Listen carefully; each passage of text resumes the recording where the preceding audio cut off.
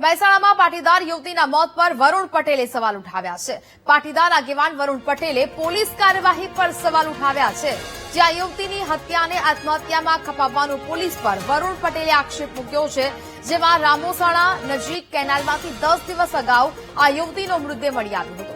યુવતીનો મૃતદેહ મળ્યો તે સમયે શરીર પર ઈજાના નિશાન હોવાનો આક્ષેપ કરાયો। પોલીસ યુવતીની માતાની ફરિયાદ પણ ન લેતી હોવાનો વરુણ પટેલે આક્ષેપ કર્યો છે। યુવતીના પિતા હયાત ન હોવાથી પાટીદાર સમાજ મદદ ન કરતો હોવાનો આક્ષેપ છે। વરુણ પટેલે પાટીદાર સમાજના આગેવાનો પર પણ ગંભીર આરોપ લગાવ્યા છે। સમાજના કાર્યક્રમમાં તાળી પાડવા અવોર્ડ આપવા આગેવાન નક્કી બન્યા તેવું વરુણ પટેલે કહ્યું। દીકરીના મોત કેસમાં સમાજના આગેવાનો ન્યાય માંગતા ડરે છે। હવે દીકરીને ન્યાય અપાવવા આંદોલનકારીઓએ મેદાનમાં આવવું પડશે। જેને ઊંધા લટકાવવા પડશે તેને લટકાવીશું, પરંતુ દીકરીને ન્યાય અપાવીશું। મહેસાણામાં પાટીદાર સમાજની દીકરીનું શંકાસ્પદ મોત નીપજ્યું છે અને આ મોતને બાદ હવે પાટીદાર સમાજના આગેવાન વરુણ પટેલ છે તે હવે મેદાનમાં આવ્યા છે। તેમના દ્વારા પોલીસ અને પોતાના જ સમાજના આગેવાનો ઉપર આક્ષેપો છે તે કરવામાં આવ્યા છે। તેમની સાથે જ વાત કરશું। વરુણભાઈ, જે સમગ્ર મામલો છે, પહેલા તો જે દીકરીનું શંકાસ્પદ મોત નીપજ્યું છે, કઈ રીતના આખો મામલો સામે આવ્યો હતો અને આપ જે રીતના સોશિયલ મીડિયામાં પોતાની ભડાસ બહાર લાવી રહ્યા છો, ખરેખર શું ફેરફારની અને શું આપની માંગ છે? આ સોશિયલ મીડિયામાં મેં જે વ્યથા ઠાલવી તે પાટીદાર સમાજના સામાન્ય વર્ગની વ્યથા છે। ગુજરાતની એક પાટીદાર સુખી સમૃદ્ધ, હમણાં જ બધેથી ચાલે છે ટ્રેન્ડ, સુખી સમૃદ્ધ પાટીદાર સમાજ, કણમાંથી મણ પેદા કરવાવાળો પાટીદાર સમાજ, એ બધા રાજકીય આગેવાનો સારી સારી વાતો કરીને જાય છે, સમાજના આગેવાનો તાલીઓ પાડે છે અને પાટીદાર સમાજની દીકરી ગુમ થાય છે। એનો પરિવાર પોલીસ સ્ટેશનમાં અરજી લખાવા જાય છે। 4 દાડે એની શંકાસ્પદ હાલતમાં ડેથ બોડી મળે છે। હત્યાની આશંકા છે। ડેથ બોડી ઉપર ઘાતક હથિયારોના ઘા છે।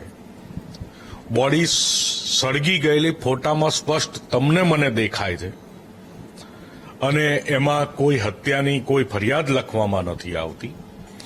જે ડેથ બોડી મળે છે એ જગ્યા પણ દીકરીના રૂટીન રૂટથી ટોટલ ડિફરન્ટ છે, વિરુદ્ધ દિશાની છે।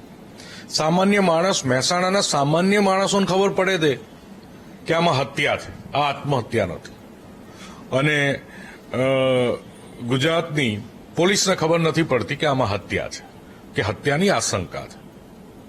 અને બીજી દુઃખની બાબત એ છે કે પાટીદાર સમાજના આગેવાનો અમે સંમેલન કરીએ, તાલીઓ પાડીએ, સન્માનો આપીએ, સન્માનો લઈએ, જમણવારો કરીએ, દીકરીની સુરક્ષાની વાતો કરીએ। 10 દાડાથી એક દીકરીની હત્યા થઈ છે। એક પણ પાટીદાર સમાજનો કહેવાતો સામાજિક કે રાજકીય આગેવાન પોલીસને કે પરિવારને મળવાની વાત તો દૂર છે, પોલીસને એક ફોન પણ નહીં કરી શકતો કે આમાં હત્યાના એંગલમાં તપાસ કરો, આમાં ટીમની રચના કરો, હત્યાના આરોપીઓની ધરપકડ કરો। ના છૂટકે અમારી આંદોલનની ટીમને અંતે અમારે બોલવું પડે છે। અંતે અમે બોલીએ છીએ અને પોલીસ જાગતી થાય છે અને પોલીસની તપાસ હજુ તો ચાલુ થઈ છે। હજુ એમાં કયા એંગલથી તપાસ દબાવવામાં આવી હતી, કયા કારણો હતા કે આરોપીઓની ધરપકડ કરવામાં નથી આવી, હત્યાના એંગલમાં ગયા જ નથી, એ વિષયો તો બહુ ગંભીરતા માંગી લે એવા છે। પણ હું એ સમાજના આગેવાનોને આ ઘટનાથી, હું જનરલી સમાજના અને રાજકીય આગેવાનોને બહુ કહેતો નથી, પણ આમાં સમાજના અને રાજકીય આગેવાનોને શરમ આવી જોઈએ। એસપી સાહેબને પણ અમે રૂબરૂ મળવા જઈશું, પરિવારને પણ રૂબરૂ મળવા જઈશું અને આમાં હત્યાની ફરિયાદ દાખલ થશે, આરોપીની ધરપકડ થશે જ, એમાં કોઈ શંકા રાખશો નહીં। અને એના માટે મહેસાણાથી લઈને ગાંધીનગર સુધી જે ઊંધું કરવાનું છે એ કરીશું, જેને ઊંધા લટકાવવાના છે એ લટકાઈશું।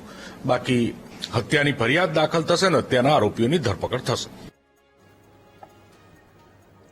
તો મહેસાણામાં પાટીદાર દીકરીના મોત બાદ હવે સવાલો ઉદ્ભવી રહ્યા છે। યુવતીની માતાએ પોલીસ કાર્યવાહી સામે સવાલો ઉઠાવ્યા છે। યુવતીની માતાના જયસંગ ઠાકોર નામના યુવક પર આરોપ છે। મારી દીકરીને જેસંગ કડિયાકામ માટે લઈ ગયો હોવાની વાત યુવતીની માતાએ કરી છે. યુવતીની માતાએ કહ્યું કે પોલીસે અમારી ફરિયાદ નથી લીધી. પોલીસ અકસ્માતનો કેસ કહે છે. મારી દીકરીની હત્યા થઈ છે. મને જેસંગ અને અન્ય એક યુવક પર શંકા છે. એસપીજી અધ્યક્ષ લાલજી પટેલે પણ હત્યાની આશંકા વ્યક્ત કરી છે. દીકરીને મારી નાખવામાં આવી છે તેવું લાલજી પટેલે કહ્યું. ન્યાયિક તપાસ એસઆઈટીની રચનાની લાલજી પટેલે પણ હવે માંગ કરી છે. જેસંગ લઈ જતો સાહેબ, તો જેસંગને મેં કીધું કે ઘેર આવીને તું મૂકી જજે, તો જેસંગ મૂકવા આવ્યો નહીં. તો જેસંગે અમને ફોન બોન કરીને જણાવ્યું નહીં. આ જેસંગ કોણ હતો? ઠાકોર ઠાકોર એની સાથે કામ કરતો હતો? શું કરતો હતો? એ કડિયા કોમ લઈ જતો, નોકરી છૂટીને આવીને કડિયા કોમ લઈ જતો રાતે. તો એ મૂકવા નહીં આવ્યો. 2-4 દાડા થયા. એક મેં એને ફોન કર્યો કે જેસંગ મારી છોકરી આવી નહીં ઘેર. એક કે મારા એ લડીને જુદી પડી જઈ, જીપમાં બેહી જઈ કે એવું લખાયું નહીં. પોલીસે જોયું કે આસમાન કેસ થયો અકસ્માત ન કે ડૂબવાથી મોત થયું એવું લખાવો કહું સાહેબ. તો પોલીસે ના પૈસા ખવડાવી દીધેલા લાગે સાહેબ. પોલીસે પૈસા ખાધેલા. મારી છોરીને મારેલી હ, મોઢું હળગાયેલું હ, ઈજાઓ હ સાહેબ. સાહેબ કાના ઘા મારેલી હ, મોઢું હળગાવી દીધું. માથા ઉપર એક બાલ નહીં સાહેબ. આપને કોઈના ઉપર શંકા જાય એવી ખરી? એ જેસંગ ઉપર અને એક ઉસીનગરનો મોબેડન ઉપર મને શંકા પડે. જે ફોટા મેં જોયા છે એ પ્રમાણે મને લાગે છે કે આ હત્યા કરવામાં આવી છે. એના પર એસિડ વેડવામાં આવ્યું છે અને એનકેન રીતે એને મારી નાખવામાં આવી છે.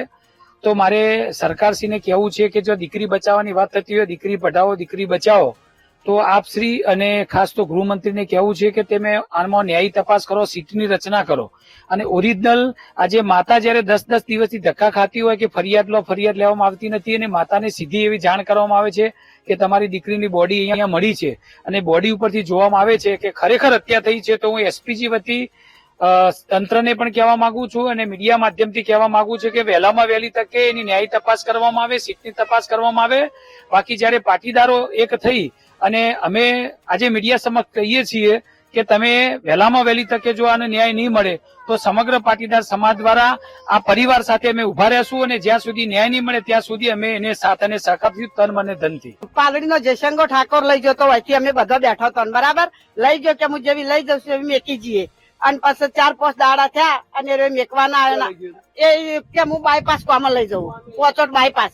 અને આ ડોશી ફોન કર્યો, કઈ દા ફોન કર્યો તેને ઉપાડ્યો ખરો પણ આવતો નતો. અને જયારે લાશ મળી કે વય આવ્યો કે હું એને કીધું ભાઈ તું છોડી લઈ જો એવી મેચી જા, જો જીવતી તને ના મળે તો મૂવી એ મેકી જા ને બરાબર. એ કે હતો દોડીને હેડી નીકળ્યો સાહેબ. અમન વેમ જેસંગા ઉપર જ છે, જેસંગા જ આ કર્યું છે. હવે પોલીસ ખાતું એમ કે કૂદકો મારી પડી તો રાતે 12 વાગે કૂદકો મારવા આવું કરે જાય તો કોને ભાડે તો કૂદકો મારતા? પોલીસ વાળા કણ હતા? એ ગાડી લઈને ઉભા હતા.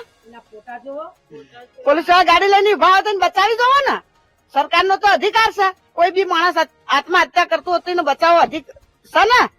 રવિવાર રાતે તો નીકળીએ ઘરેથી અને નોકરીથી ઘેર આવીએ. પછી ઘેર આવીને રહ્યો મમ્મીએ ટિફિને ભરી આલ્યું અને ઘેર આવીને બાઇક ઉપર લઈ ગયો અને પછી ચોકડી ઉપર જઈને એમ કે મારા જોડેથી કોઈ બીજી ગાડીમાં બેહીને જતી રહી.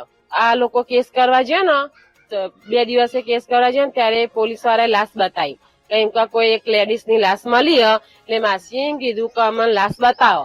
એટલે પછી માસી ઓળખી જાય કે અમારા છોકરીની જ લાશ.